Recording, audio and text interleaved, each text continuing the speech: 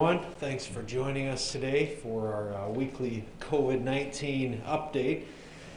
I want to start by talking a little bit today about Thanksgiving bump, or maybe even lack of Thanksgiving bump. You'll see here in the numbers a little bit that neither of our systems, and I think they'll echo this as well, saw a significant increase as a result of Thanksgiving activities. And for that, my message is a big thank you to our residents and to people in this region, in this community, who took that call to action very seriously and were safe and were smart and had safe gatherings over the Thanksgiving holiday. That is certainly appreciated. That diligence and safety is going to continue to be important in the months ahead as we talk about what the next steps are for mitigation in our community with vaccinations and so forth. And our healthcare partners are going to talk about vaccinations here in a moment. As we like to do, I want to take a quick look at the numbers that we've seen in the region for the last 14 days.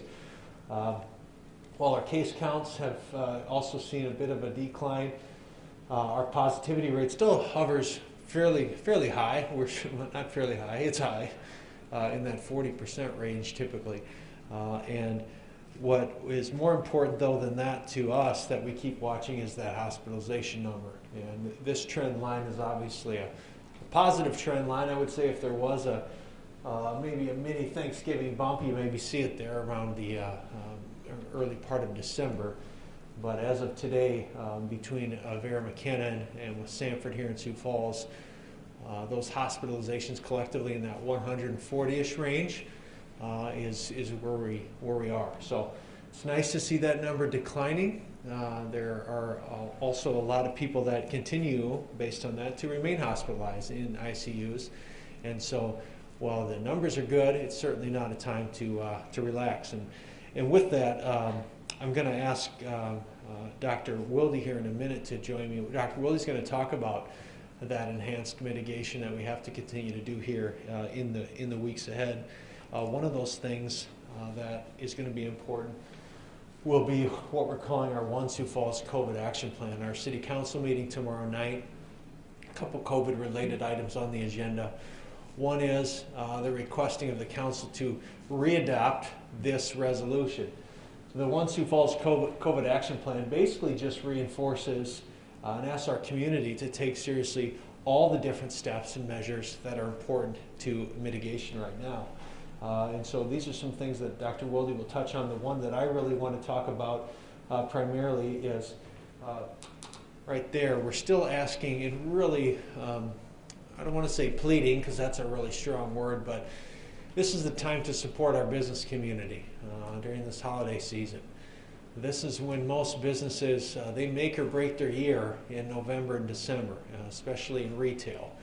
And so really would encourage you to support our small business community right now with that holiday shopping you're doing. A lot of those businesses have taken what we call the One Sioux Falls Pledge, north of 500 businesses, in fact. And those businesses are ensuring a safe experience for you, your clients, your customers, anyone, to go inside that business and know that they're taking the right hygiene protocols seriously, the right temperature measuring protocols, obviously the masking protocols that the city has put into ordinance they are following. And so that's going to be really important for our community and the resiliency of our economy to bounce back from this all next year as we move into 2020. So I'm going to not talk anything else about mitigation, as I want to leave that for Dr. Mike Wilde with Sanford. But first we're going to hear from Dr. Dave Basil. Dr. Basil is going to talk about the vaccinations primarily, and as we've seen those on the ground here today in Sioux Falls, what that means for our community and how those will be distributed. So, Dr. Basil?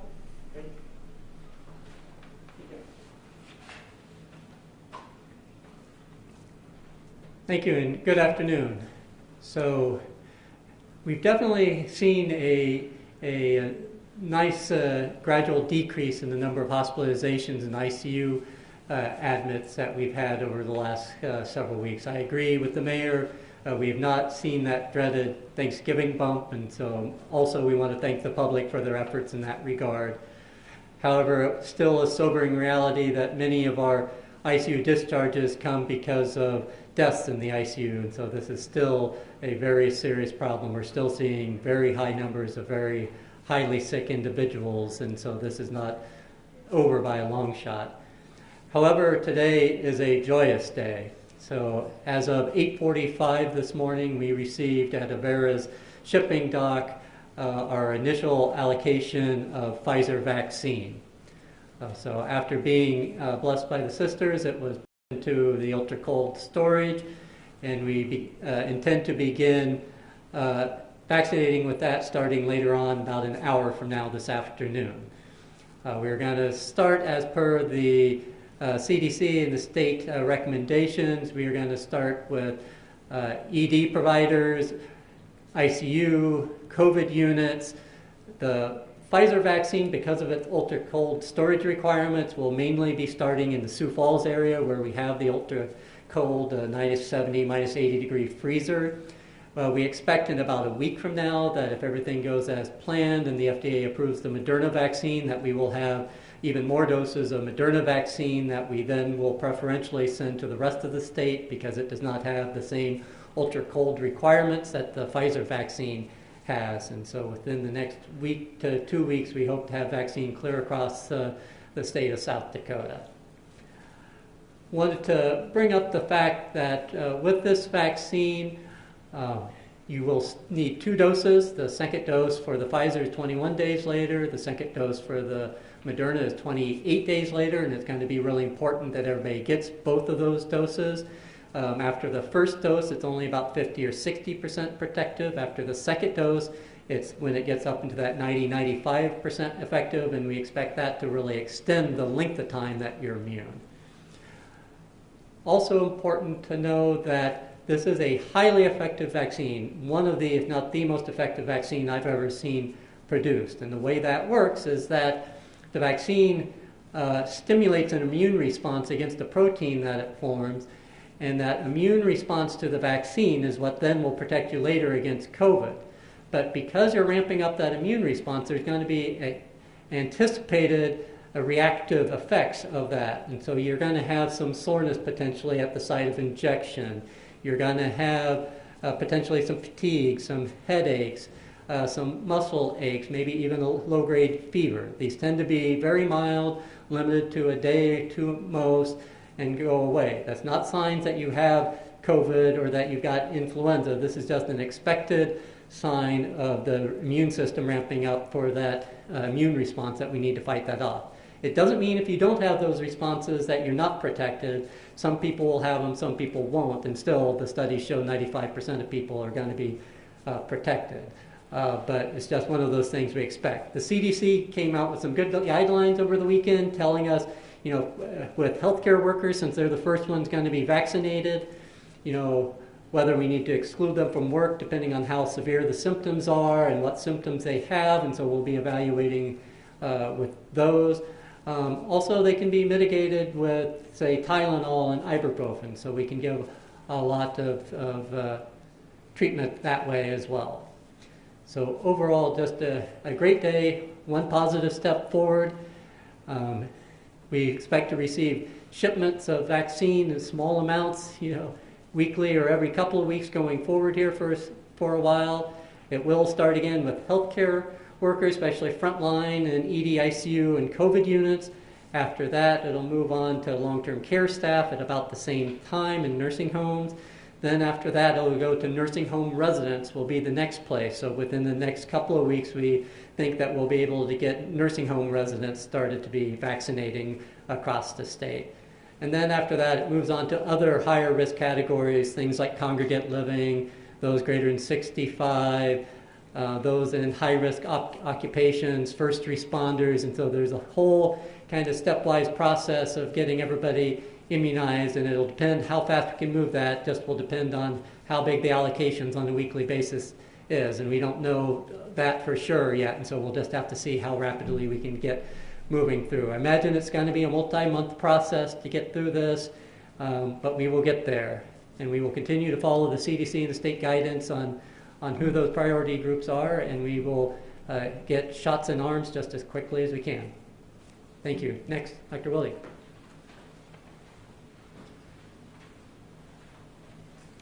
Okay, thanks, Dr. Basil. To update from a Sanford standpoint, we have seen a slight decline in the number of COVID patients in the 55 to 70 range currently actively being isolated and treated for COVID. We still have several other patients who are out of isolation but have needed to remain in the hospital as well. And we continue to serve, the upper Midwest region where facilities have been reaching out to us to continue to seek care, and very proud of our staff and how hard they're working to continue to try to prioritize care for patients as close to home as possible. Dr. Basil gave great information in regard to vaccination, and we appreciate the cooperation we've had not only with other healthcare partners in the state, but also the state of South Dakota, in addition to the federal government and the city of Sioux Falls as well.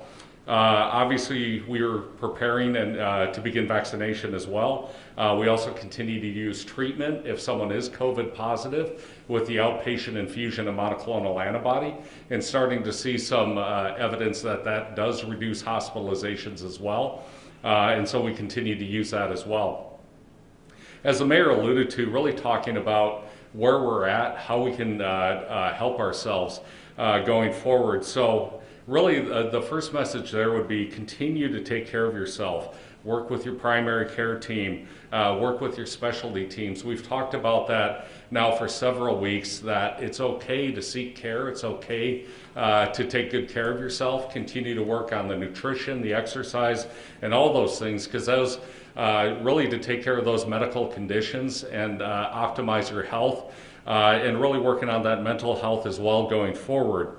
While we're seeing some decline in the cases, we've always had the ability to care for other needs as well, because obviously other illnesses happen during this time, and we want to assure people that if you need help, it's okay to seek that. We have the ability to care for you, and we're going to continue to do that, and we do not want to see the ramifications of delayed care, because that can be very difficult to deal with, specifically for the folks out there themselves, that we want to get ahead of things as we can.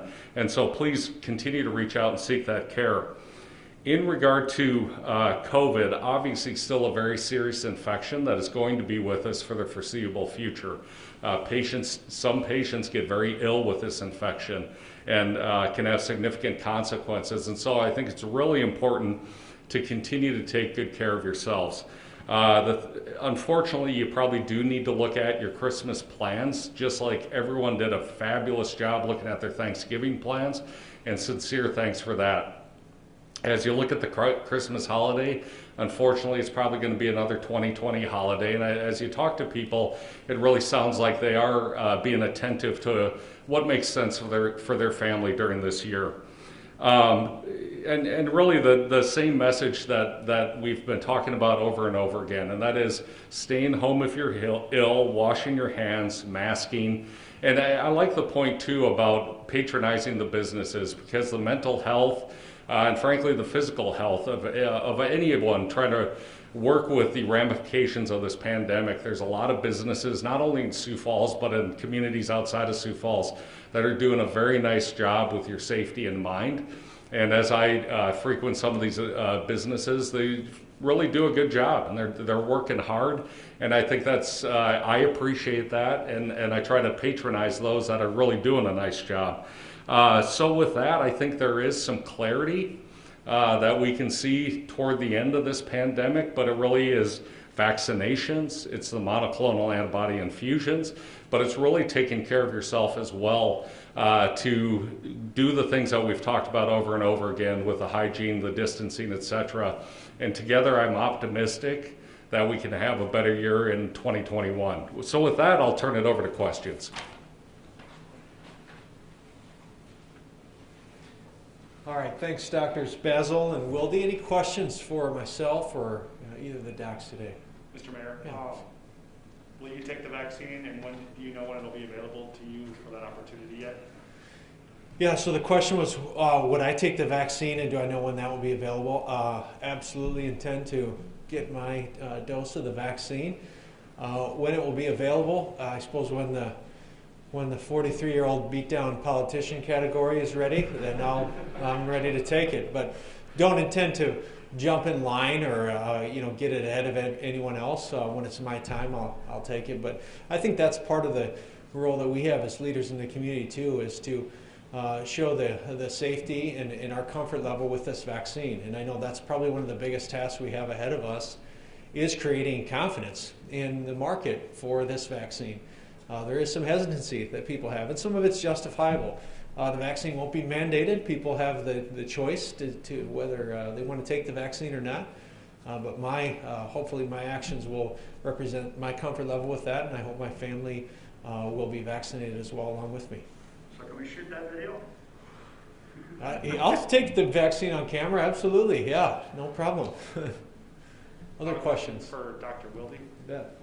Dr. Wilde, can you tell us exactly how many doses of the vaccine Sanford has received in the Sioux Falls area and throughout Sanford, and when those vaccinations are starting? Okay, so the question is, how many doses has Sanford received and when will those be starting? Off the top of my head, based on information I was reviewing last week, I believe Sanford is has received 3,100 doses, and we will start vaccinating as we've worked with the state on their guidance. Tomorrow afternoon is when we'll start giving those out.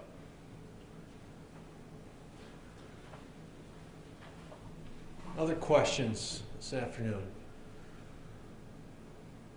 All right, seeing none, we will adjourn this baby. Thank you guys, appreciate it.